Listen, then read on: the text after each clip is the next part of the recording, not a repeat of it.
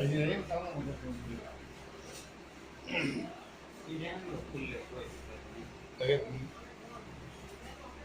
दोस्तों, आज रासायनिक अभिक्रियाओं के श्रृंखला में एक रासायनिक अभिक्रिया के साथ फिर से हम उपस्थित हैं। आज मैं आपको अवकरण या अपचयन रासायनिक अभिक्रिया के बारे में चर्चा करेंगे। इस अभिक्रिया की परिभाषा पहले देखेंगे और सबसे पहले क्वेश्चन लिख लीजिए। अवकरण रासायनिक अभिक्रिया को उदाहरण द्वारा समझाएं।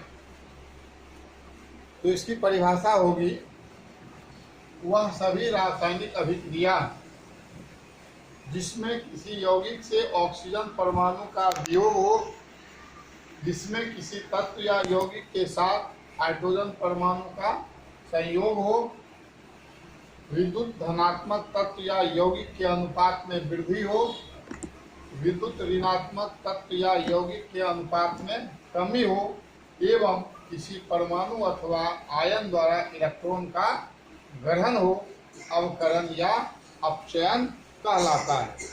यानी कि अवकरण जो अभिक्रिया है, यह ऑक्सीकरण अभिक्रिया का ठीक रिवर्स होता है, उसके विपरीत होता है।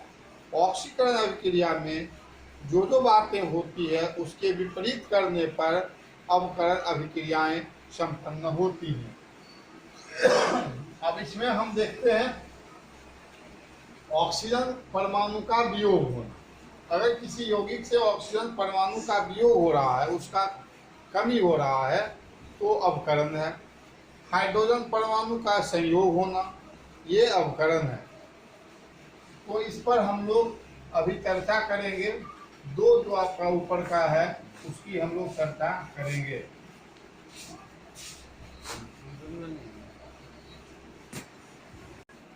परिभाषा के बाद अब हम इसके उदाहरण की ओर बढ़ते हैं। सबसे पहली बात जो आपको देखना है, ऑक्सीजन का वियोग होना। अब एक नंबर में हम लिखेंगे, वह सभी रासायनिक अभिक्रिया जिसमें किसी यौगिक से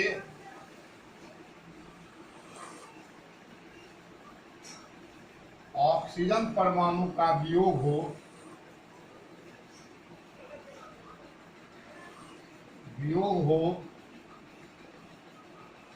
अवकरण या अपचयन कहलाता है। अपचयन कहलाता है। अब इसका हम लोग उदाहरण से देखेंगे। वह सभी रासायनिक अभिक्रिया जिसमें किसी यौगिक से ऑक्सीजन परमाणु का वियोग, अवकरण या अपचयन कहलाता है। इसमें हम यह देखेंगे कि ऑक्सीजन का वियोग हो, ऑक्सीजन की कमी हो। अब एक हम एग्जांपल लेते हैं। जब लिखिएगा, जब क्यूप्रिक ऑक्साइड की अभिक्रिया, जब क्यूप्रिक ऑक्साइड की अभिक्रिया हाइड्रोजन से करवाई जाती है, तब कॉपर बनता है, साथ में जल बनता है। पहला उदाहरण आप देखिएगा, जैसे क्यूप्रिक ऑक्साइड Cu2O की अभिक्रिया हाइड्रोजन से करवाई गई, तब कॉपर बनता है और जल बनता है। इस अभिक्रिया में आप यहाँ देखिए, ये क्यूप्रिक ऑक्साइड है और इसमें आप देख रहे हैं कि कॉपर के साथ ऑक्सीजन के एक परमाणु हैं। रिएक्शन के बाद यहाँ तांबा बनता है। अब आप देखिए कि ऑक्सीजन परमाणु का यहाँ कमी हो रहा है। क्यूप्रिक ऑक्साइड का एक ऑक्सीजन परमाणु रिएक्शन के बाद रिमूव हो गया, अलग हो गया और यह केवल तांबा बन गया है। इस प्रकार क्यूप्रिक ऑक्साइड का अवकरण तांबा में होता है। क्यूप्रिक ऑक्साइड का अवकरण तांबा में होता है। यहाँ क्यूप्रिक ऑक्साइड Cu2O का अवकरण Cu में होता है अतः यह अवकरण अभिक्रिया है।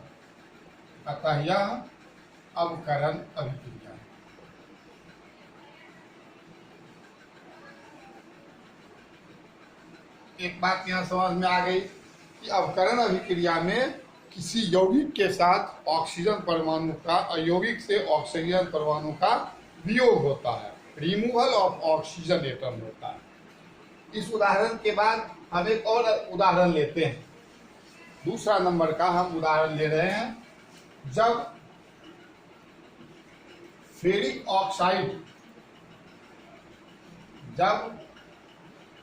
ऑक्साइड की अभिक्रिया कार्बन मोनोऑक्साइड से करवाई जाती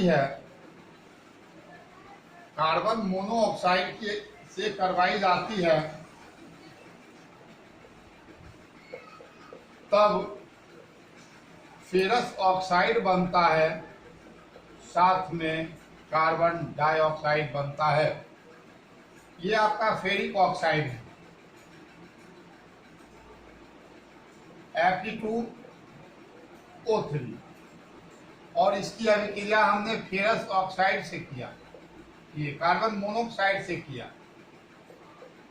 अब अभिक्रिया के बाद आप देख रहे हैं एक नया यौगिक बन रहा है, फेरस ऑक्साइड।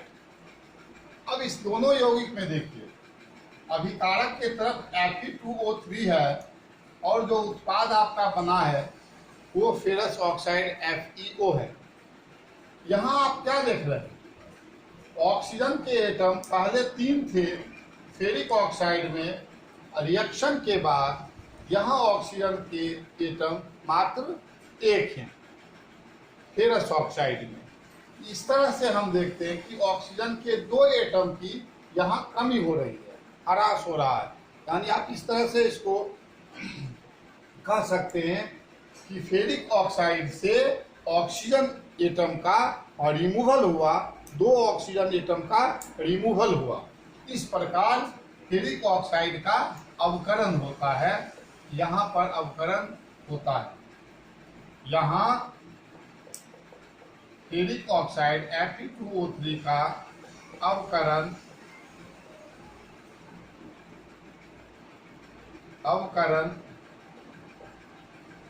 फेरस ऑक्साइड में होता है, अतः यह अवकरण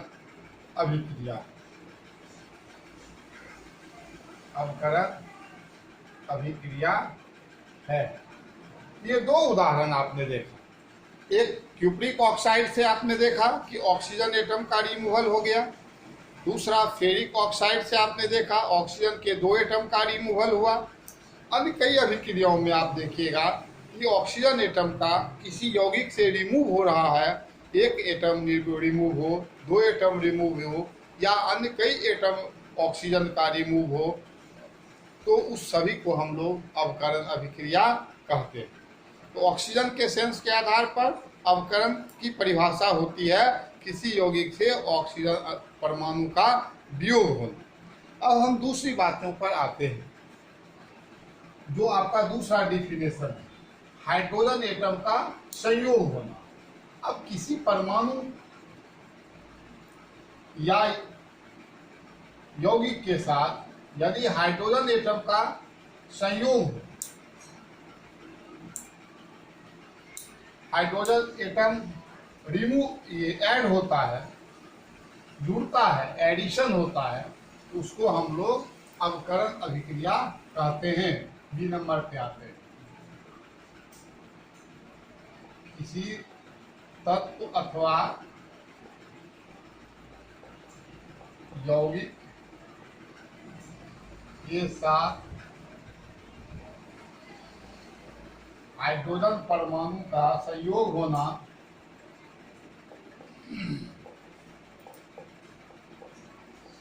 होना अवकरण या अपचयन अभिक्रिया है। अभिक्रिया है किसी तत्व अथवा यौगिक के साथ हाइड्रोजन परमाणु का संयोग हो, अवकरण या अपचयन अभिक्रिया, हाइड्रोजन का एडिशन हो। जैसे इसमें हम देखते हैं, जब नाइट्रोजन की अभिक्रिया हाइड्रोजन से करवाई जाती है तब अमोनिया बनता है, NH3। नाइट्रोजन की अभिक्रिया हाइड्रोजन से करवाई जाती है तब क्या बनता है, अमोनिया बनता है। अब यहाँ देखिए कि नाइट्रोजन के साथ अभिक्रिया से पहले कोई हाइड्रोजन एटम नहीं था। अभिक्रिया के उपरांत नाइट्रोजन के साथ हाइड्रोजन के 3 एटम, यानी हाइड्रोजन का क्या हुआ, संयोग हुआ, एडिशन हुआ नाइट्रोजन में। तो यहाँ नाइट्रोजन का अवकरण होता है, यहाँ नाइट्रोजन का अवकरण होता है। इस अभिक्रिया में आप क्या देख रहे हैं कि हाइड्रोजन एटम की वृद्धि हो रही है नाइट्रोजन के साथ, तो यहाँ नाइट्रोजन का अवकरण अमोनिया में होता है। इसलिए यह भी अवकरण अभिक्रिया का उदाहरण। यह अवकरण अभिक्रिया है क्योंकि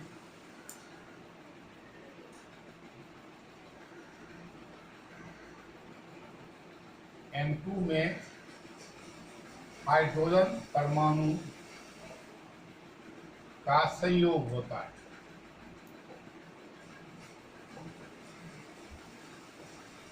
और वह अमोनिया बनता है।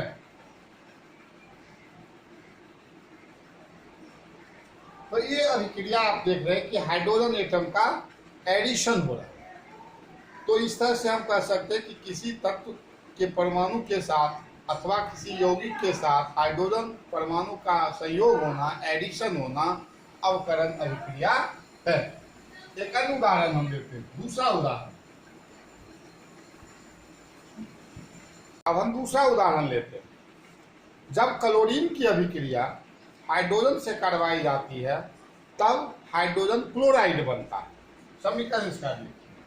क्लोरीन की अभिक्रिया हाइड्रोजन से करवाई गई तो हाइड्रोजन क्लोराइड बना। बैलेंस कर दीजिए। कुछ अभिक्रिया में अगर बैलेंस नहीं है तो आप बैलेंस अपना कॉपी पर कर लिया कीजिएगा, क्योंकि बैलेंस करना आपको बताया जा चुका है। यहाँ मैंने बैलेंस कर दिया। यहाँ क्लोरीन की अभिक्रिया हाइड्रोजन से हो रहा है तो यहाँ हाइड्रोजन क्लोराइड बन रहा है। अब आप देखिए, इसके साथ हाइड्रोजन का एडिशन होता है। पहले क्लोरीन को आप विचार कीजिए, यहाँ पर क्या कोई एटम है हाइड्रोजन का? नहीं है। रिएक्शन के बाद आप यहाँ देखिए हाइड्रोजन क्लोराइड बनता है। ये हाइड्रोजन क्लोराइड का बनना क्या हुआ? अवकरण अभिक्रिया। ये हाइड्रोजन क्लोराइड जो बना है यह अवकरण अभिक्रिया है। यहाँ पर क्लोरीन का अवकरण हो रहा है, अवकरण हो रहा है हाइड्रोजन क्लोराइड, क्योंकि हाइड्रोजन एटम यहाँ ऐड हो रहे हैं। एक हाइड्रोजन एटम की वृद्धि हो रही है। यहाँ क्लोरीन का अवकरण HCl हाइड्रोजन क्लोराइड में होता है, इसलिए यह अवकरण अभिक्रिया है।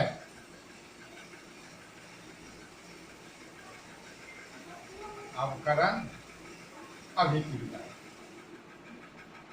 तो दो बातें आप समझ लिए। ऑक्सीजन के अगर आधार पर हम बताएं तो ऑक्सीजन का वियोग होना चाहिए और removal of oxygen atom from any compound, तो उसको भी हम लोग अवकरण कहें। अगर हम हाइड्रोजन के आधार पर कहें तो किसी तत्व अथवा यौगिक के साथ हाइड्रोजन परमाणु का संयोग होना, एडिशन होना, अवकरण या अपचयन अभिक्रिया है। और इस दोनों उदाहरण के बाद हम एक तीसरी बात पर विचार करते हैं, इलेक्ट्रॉनिक आधार पर, इलेक्ट्रॉन के आधार पर। तो आपने ऑक्सीकरण में पढ़ा था कि कोई तत्व अथवा कोई आयन अगर अपना इलेक्ट्रॉन खोता है, त्याग करता है, तो वह ऑक्सीकरण है। ठीक रिवर्स इसका आप कर लीजिए कि अगर किसी तत्व का परमाणु अथवा कोई आयन अगर इलेक्ट्रॉन प्राप्त करता है, गेन करता है, तो वो अवकरण अभिक्रिया है। यानी किसी परमाणु के द्वारा इलेक्ट्रॉन की प्राप्ति करना, इलेक्ट्रॉन को ग्रहण करना अवकरण या रिडक्शन रिएक्शन है। तो यहाँ पर हम आपको एक अवकरण अभिक्रिया के बारे में चर्चा किए हैं। इसकी परिभाषा और भी लंबी कर सकते हैं आप, उसमें कई बातों को और ऐड कर सकते हैं, क्योंकि अवकरण की ये 3 ही बातों पर परिभाषित नहीं किया जा सकता, कई अन्य बातों पर भी हम डिफाइन कर सकते हैं। लेकिन फिलहाल आपको वर्ग दशम में इन 3 बातों को ही पढ़ना है। अब जो एक मुख्य सवाल आपको पढ़ना है, ऑक्सीकरण और अवकरण में अंतर। ऑक्सीकरण और अवकरण में अंतर लिखें। हम मुख्यतः 3 अंतर की चर्चा यहाँ पर करेंगे। 3 अंतर प्रश्न पहले लिख लीजिए, ऑक्सीकरण और अवकरण में अंतर लिखें।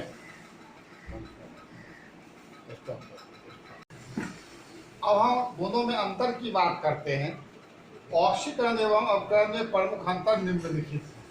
ऑक्सीकरण की चर्चा करिए और अवकरण की चर्चा कीजिए। ऑक्सीजन परमाणु का संयोग होना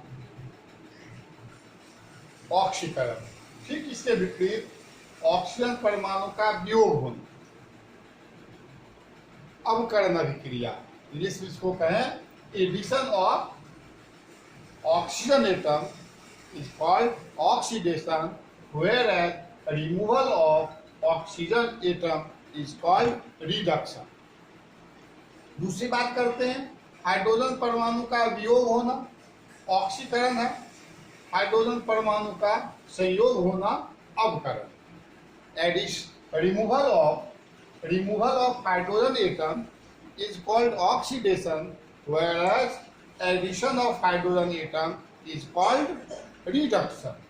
और फाइनली लास्ट में हम आपको यह बताते हैं कि अगर कोई तत्व का परमाणु इलेक्ट्रॉन का त्याग करता है या कोई आयन इलेक्ट्रॉन का त्याग करता है, किसी तत्व के परमाणु अथवा आयन द्वारा इलेक्ट्रॉन का त्याग करना ऑक्सीकरण है, उसी तरह से किसी तत्व के परमाणु अथवा आयन द्वारा इलेक्ट्रॉन को ग्रहण करना भी अवकरण है।